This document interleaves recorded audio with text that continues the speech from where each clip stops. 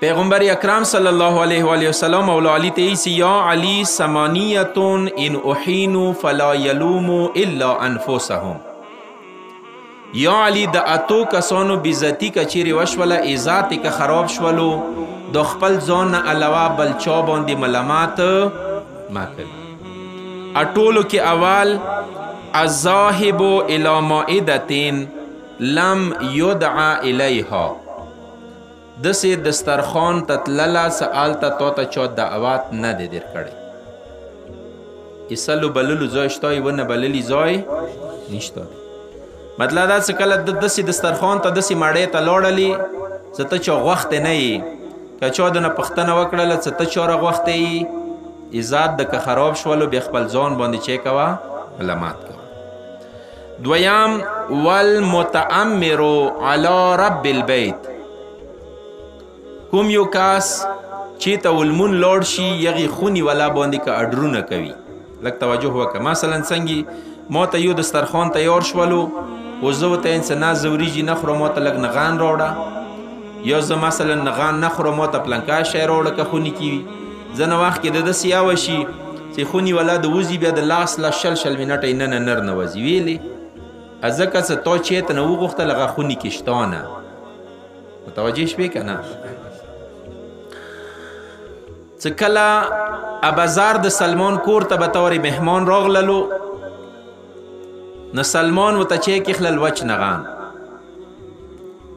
ابازار نه خوړلو.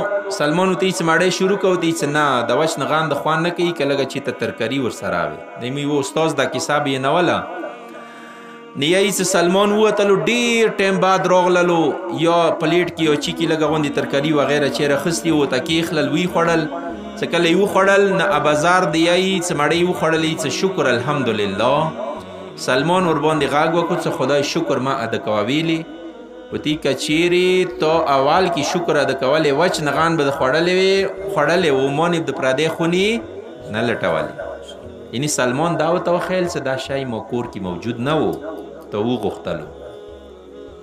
پس دسترخوان باندې تو نیچې باندې ما یې خوره وچ نغان وخوره، یا مثلا اصلا سره مړۍ ما خوره کور ته لاړ شي هلته بې وخورې.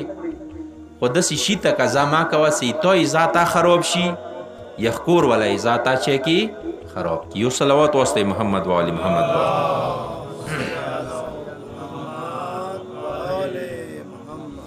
دریام طالب الخیر من الاعداء، دخننا که چوک خیر طلب کوي.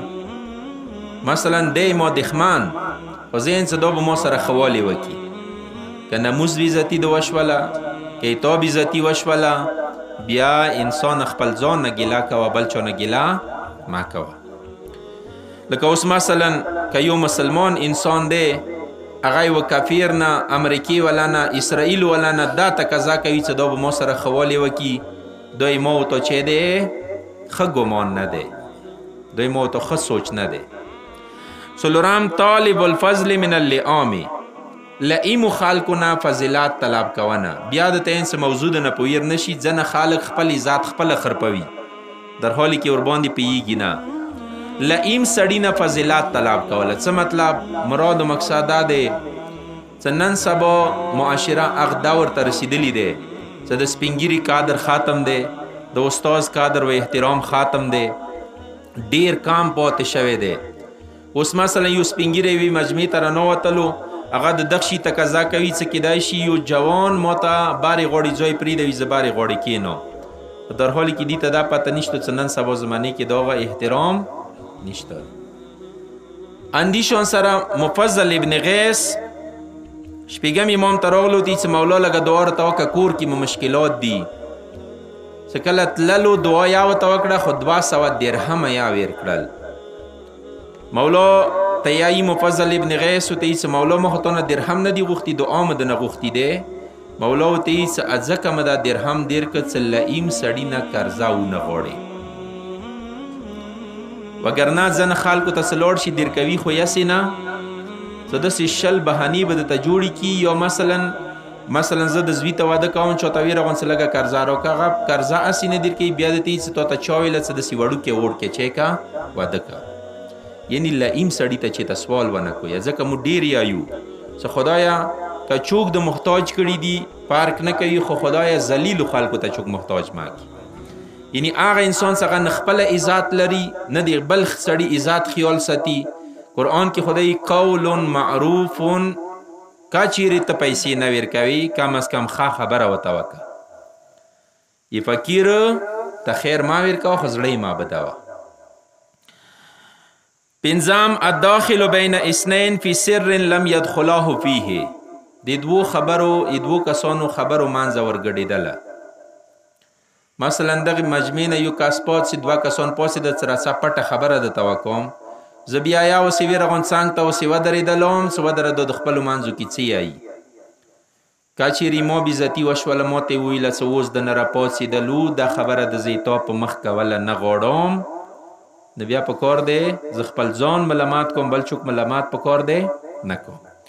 شپږم المستخف بالسلطان، کوم یو کس د بادشاه بېزتۍ کوي، بادشاه ظالم ویلې نه دی زیاړه ورته مه کوه، د ملي تړلي څه ورسته ورسېدي د مطلب دا څه دا دي باندې چې کوي ننګه کوي. متوجه شوې که نه؟ اوس که تا یوه بادشاه ته زیاړه وکړله هغه به بیا تا بادشاه ته تا مشر ته به زیاړه کوي. دې طرف ته زه راڅوم. پس ای بادشاه بېزتي څه چوک کوي که بېزتي وشوله دلیل سره یې پوی که څه ته ظالم یې، دلیل ورته راوړه څه مثلا ته د زیاتی کوي خو زیاړې حق چوک نه لري. اندیشون سره الجالس بمجلس لیس له باهل، وام هغه کس څه هغه داسې ځای کې ناست دی څه هغه ځای د دې نستي لیاقت نه لري. مثلا که یو علیم دی یو اهل منبر دی داسې دکان کې کېناستو څه هلته خلک ګانې غږوي، مثال د در کوم مثال نه که چا ولیدلو نو دا سړی که عزت یې خراب شولو بیا د علیم بل چا نه ګیله مه کوي، خپل ځان نه ګیله وکړي. مثال د در کوم یا مثلا کلي کې یو ځوان دی د حاجي صاحب زوی دی، استاد زوی دی، د مشر زوی دی، ته داسې ځای کې په کار دی کېننې څه خلک د وکشي څه پلنکي استاد زوی، پلنکي مشر زوی، پلنکي مثلا حاجي صاحب زوی نن پلنکي سړي سره ناست و. یعنی دغه وخت کې انسان چې کېږي عزت خرابېږي. دوستان عزیز پس ځان دپاره نستي ته باید ځای لټوي، څه کوم ځای کې کېنم کوم ځای کې نه کېنم. اخیرین نمبر 8 المقبل بالحدیث علی من لا یسمع منه، بس تاسو زحمت تماموم. داسې ځای کې خبره کوله سالته تا خبره چوک نه ووري. مثال دی تا د تدیر کو مثلا تاسو یو خو غټ علیم راغوښتی دی ما ته مو وویل هغه صاحب تقریر لږ شارټ کا ابل تا نمبر ویر کا. که زه پاڅېدلم زه شروع یم یوه ګنټه یوه نیمه ګنټه مو واخیستل هغه ته مو سره ټایم مو پرې نه خللو. که دغې مجمع کې چوک ما ته پاڅېدل څه تا ته مو وویله څه لږ تقریر چې کا شارټ که هغه ته یا پرېږدوه. که ما بېزتي وشوله په کار دی زه خپل ځان باندې ملامت وکړم، بل چا باندې په کار دی ملامت ونه کړم. اندیشون سره کلی کې یاد دی، وطن کې یاد دی، مثلا مثال څنګه مرکه دی جرګه دی څو پورې چا د طویلې نه وي څه پاڅېږئ تا څه رای دی خبرې وکړه وره پورې ما پاڅېږه. کیدای شي مثلا یو کس کلی کې خلکو باندې دوره زخت وي څه هغه که خبرې شروع کړي لسی فورا خلک خبرې شروع کوي کیدای شي مرکې نه پاڅېږي.